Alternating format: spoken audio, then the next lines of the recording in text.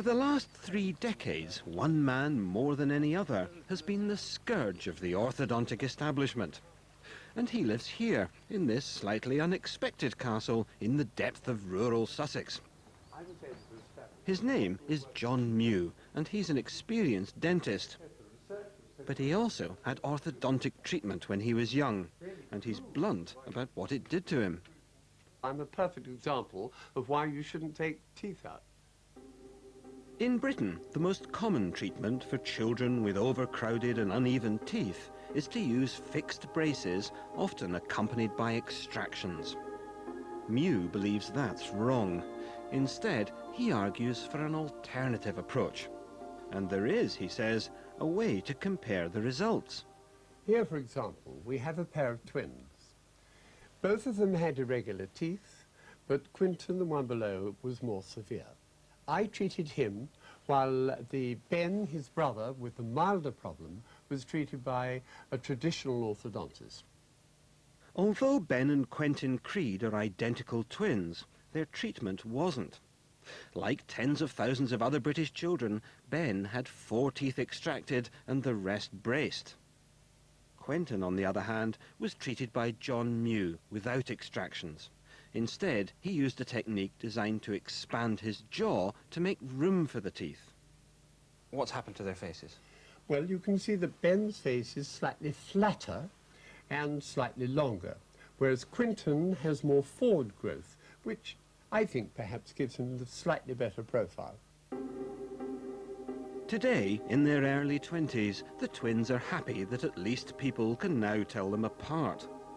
But Ben, who received the traditional treatment, does feel John Mew's approach would have left him with a better result. I think in some respects it elongated my face. Because of the extractions, I've got a smaller bite size, and so the width of my mouth is smaller. So therefore the smile isn't as pronounced.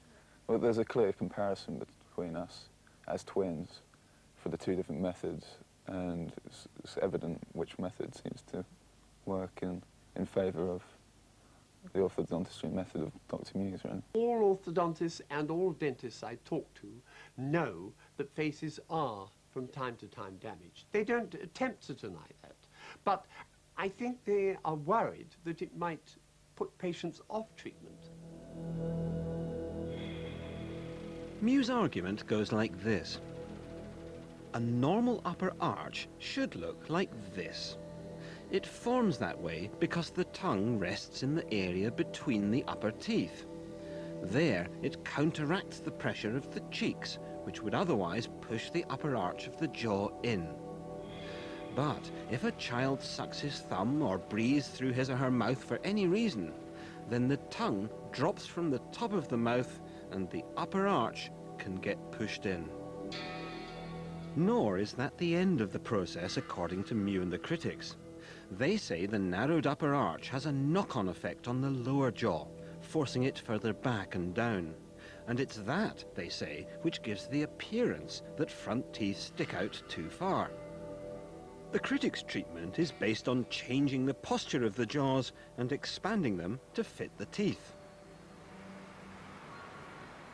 Brentwood in Essex, and dentist Francois Rossouw, another critic of British orthodontics, welcomes 8-year-old patient Katie and her mother.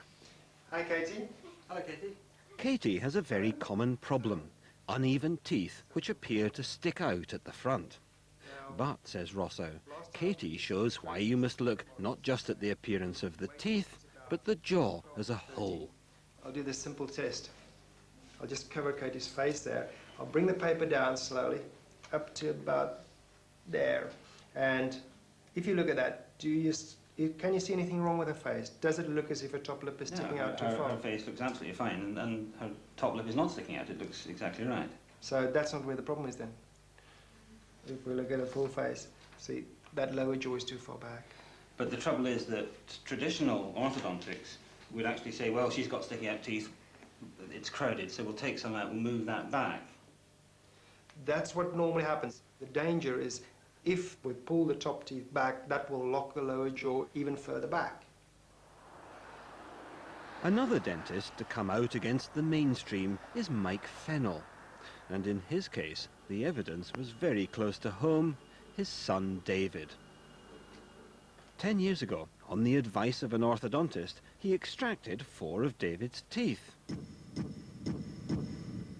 But when David's brace came off,